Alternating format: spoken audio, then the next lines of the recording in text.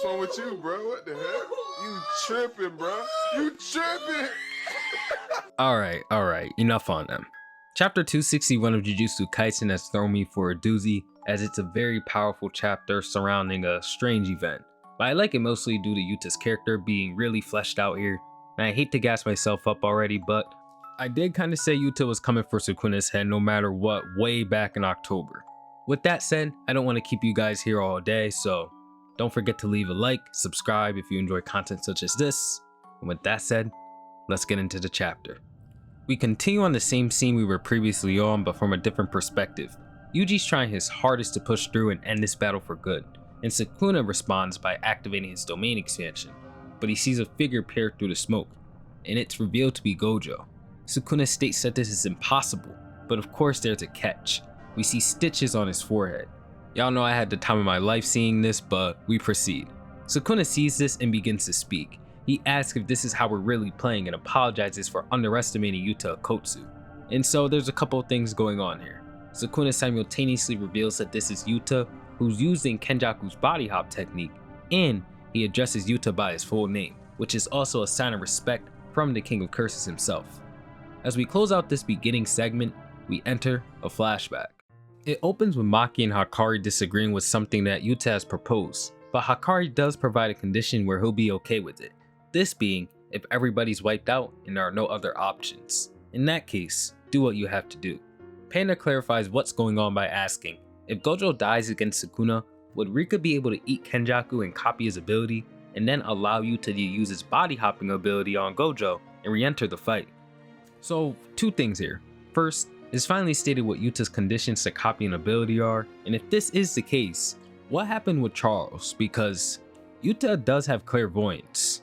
Another thing I want to address is that, although clowning Hakari is the trend of Jujutsu Kaisen currently, the story has been throwing hints left and right about him naturally having the mindset of the monster. In this instance, he supports Yuta's decision in the case that there are no other options. It's very interesting that we haven't seen much of him, and we're getting these droplets of information about his mindset as the arc runs on, especially with Uraume saying that like he's a monster, he's kind of like Sukuna. And then if you remember, when Hakari was talking about monsters and humanity, it shows Yuta. This is what that conversation's talking about. Gege does like to conceal information though, so I'm sure it'll be a while before we see where all of this goes. Anyway, Kusakabe just says, can't he have Rika eat Gojo's body and copy the Limitless? Shoko says, Yuta can't use the Limitless without the 6 eyes. Then Kusakabe's like, well, copy the 6 eyes. Shoko says, the 6 eyes are not a technique, they're eyes, so you can't copy those. Definitely for the fans who thought Yuta was gonna pull up with Gojo's eyes like this is Naruto. Maki then asks a very good question, which is since Yuta can only use other people's abilities for 5 minutes, what will happen when Yuta's 5 minutes are up inside of Gojo's body using the body hop technique? Yuta's like, I don't know. And Meimei on the other hand, throws out 3 guesses depending on how the ability needs to be activated. If it requires constant activation, or in other words, needs to be used 24/7 for it to be active, the body and soul won't be maintained, so Yuta instantly dies once 5 minutes have passed. If it's activated intermittently, in other words, something like every 10 minutes, every 30 minutes, etc., Yuta won't die instantly, but he'll be on a countdown. And lastly, if Kenjaku only needs to use this ability one time to body hop, he'll be stuck in Gojo's body forever. This just makes me think that Yuta's gonna die no matter what, and this is his final run. Yuta goes on to say that I'm not against being stuck in Gojo's body if that happens, but since he can use his copy ability within his domain, he'd like to try the domain expansion plan first before taking over Gojo's body and fighting Sukuna with it. Maki says just stop speaking about this plan as if we're going through with it, because I don't like it at all, and Yuta just takes complete control of the conversation for once and says that he's starting to get pissed, and says that no matter how you guys see it, it's what we need to do. Kusakabe brings up a counterpoint and says that yeah, only if we focused on the plan, but we care about you as a human being as well. And Yuta's like, as a human, we are fighting against the strongest sorcerer in history. If we need to throw away our humanity to win, then we should. Does becoming a monster scare you all this bad? Maki and Inumaki say that he's important to everyone here despite this, so they don't want to risk his life, and it only infuriates Yuta even more. He asks them about Gojo. Is Gojo not important to everyone here? They've always pushed this same exact burden onto Gojo alone, yet when it comes to himself, they're all hesitant. If Gojo passes away, Someone needs to take that spot, and if nobody will, he will. The scene concludes here, but keep in mind that Yuji was not present for any of this stuff, which is probably why he was the only person saying, you know what, go in and fight Sukuna with Gojo. Anyways, this is also foreshadowed in the Sendai colony, where Earl states that you're the one who's going to reach their limits. I've seen this before. Sorcerers, cursed spirits, it doesn't matter. The only ones who are able to transcend beyond being merely strong are those with an overwhelming sense of self and a complete disregard for others. A natural disaster. Interestingly enough, Yuta cares to protect the people he loves more than really anything else in the world, so he would have no problem sacrificing himself to do so. You can't have your cake and eat it too. We move on to another flashback where Yuta asks Gojo to take over his body in the event that he loses. And Gojo's like, why do you sound mad asking me this? I'd be asking the same, not gonna lie, like from Gojo's perspective, it's just creepy as hell. Yuta asks if he minds and Gojo's like, I'm not gonna lose, so I don't really care. What pisses me off about this though is that Shoko doesn't care. People were somehow mad at Shoko not expressing anything when it came to this. Guys, she's a doctor who has seen thousands of sorcerers die. She has to become somebody who's apathetic at some point. Not only this, she obviously does care deep down, judging from 220 and the chapters of Gojo fighting Sukuna where she was panicking and dropping 100 cigarettes every chapter.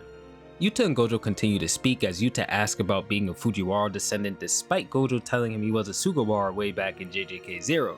Gojo says, you are a Sugawara as their relatives. And Gojo or Yuta asks this, I'm not sure who, but they say weren't the Fujiwara and Sugawara on horrible terms? And Yuta's like, I guess Earl was just confused, but Gojo says, maybe we're both right, leading Yuta to be a little bit confused. The fact that we're addressing this has me convinced that Gege's gonna try and hit most plot points before the story ends. This was something that confused most people for a while, but it wasn't a big deal and nobody really cared by now. Gege by all means could have never talked about this and been fine. Gojo puts it together that Yuta may be a Fujiwara and Sugawara, so he says you might have been even more blessed than I was, so you'd better take advantage of it. Starting with their sloppy ass cursed energy control. The rest of Team Yuta appears as Gojo dismisses all of them, but they all refuse. Gojo says that he cannot order them to leave as they are his fellow sorcerers, but he does not want to show his students something so gruesome, especially since he's not sure if this is the right thing to do. Even if he loses to Sukuna, Gakuganji will be in charge, this preventing the carnage that happened after Shibuya from repeating itself. Gojo then repeats himself, telling his students to get out of there, but they refuse. Yuta asks Gojo to no longer bear the burden of being a monster alone anymore, but that's not something Yuta gets to decide. Satoru walks into the room with the belief that there is nothing that can be done about this. As back when Geto left Jujutsu Society, Gojo was left in the dust, and he states that he now has to catch up. We go through one more flashback that has Rin finally reveal his ability by manifesting it into flan. He explains that he amplifies the sugar in his body and manifests it.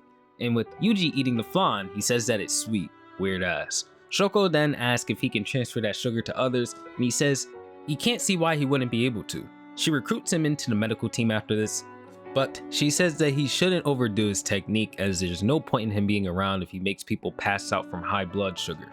It then cuts to him seeing Yuta's body after being hit by the world-cutting slash, and I didn't think Sukuna used this on Yuta, but I guess he did. Nita states that their technique made it so Yuta's wounds wouldn't get worse, but this is like when Gojo got cut in half, and this is way beyond Yuta's ability to heal, let alone Nita's. Yuta then says that he can only maintain consciousness due to Rika, but he's reaching his limit. He says he's gonna do it as it's his only choice. Shoko tells Yuta that she's finished suturing Gojo's body, and once he swaps with him, he'll have to output his healing to the max in order to finish the treatment. Amai will back him up on this. Yuta apologizes for having to move his ring finger to his right hand, which to me is just another death flag, and we come back to present time where both Sukuna and Yuta activate their domain expansions, and it's asked, how does one counter Sukuna's open barrier domain? By Gojo's hands, the solution is revealed yet again. And as the chapter concludes, we see a beautiful double spread of the domain clash. So, to get into my thoughts for a bit, it seems as if the chapter has confirmed that Kenjaku himself is gone. But I do believe that there's a concrete reason as to why Yuta has Kenjaku's technique and we still have no explanation for it. At this point in the series, we still know nothing of the technique, not even its name. All we know is that it allows body hopping. I'm expecting a huge twist once these 5 minutes are up when it comes to this technique.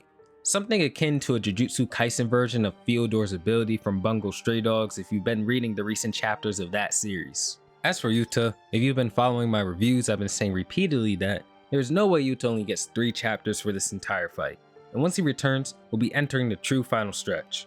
I just didn't expect him to come back in this manner, but then again, nobody did. I think this chapter also has some of the strongest characterization for him in the series, and it's done so well. This moment recontextualizes a lot of Yuta's behavior during the Gojo fight, and especially 234 where Yuta and Kashimo have the argument about helping Gojo or not. Now we can see that it was a conflict of 2 people who see Gojo's problem but want to tackle it in different ways. Kashimo understanding Gojo's loneliness and wanting him to have the chance to fulfill himself by fighting Sukuna head on, and then Yuta who understands Gojo's loneliness and doesn't want him to become a monster like Sukuna. It serves as a contrast of the mentality of modern and past sorcerers, this being why Kashimo questioned if all modern sorcerers are like this.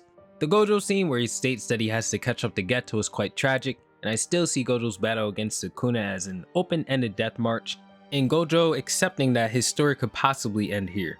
I need to think about this more, but it's like he was going to have a tragic ending regardless. But hey, at least he died happy and wasn't dragged out of that happy, satisfied, perfect ending he always wanted to have a rematch against Sukuna. People are mad about Yuji, but like bro, Yuta has a 5-minute timer, it's a last resort that's more than likely not going to work. Just wait the 2 weeks and relax. I even saw people saying Yuji got one-shotted by Sukuna this chapter.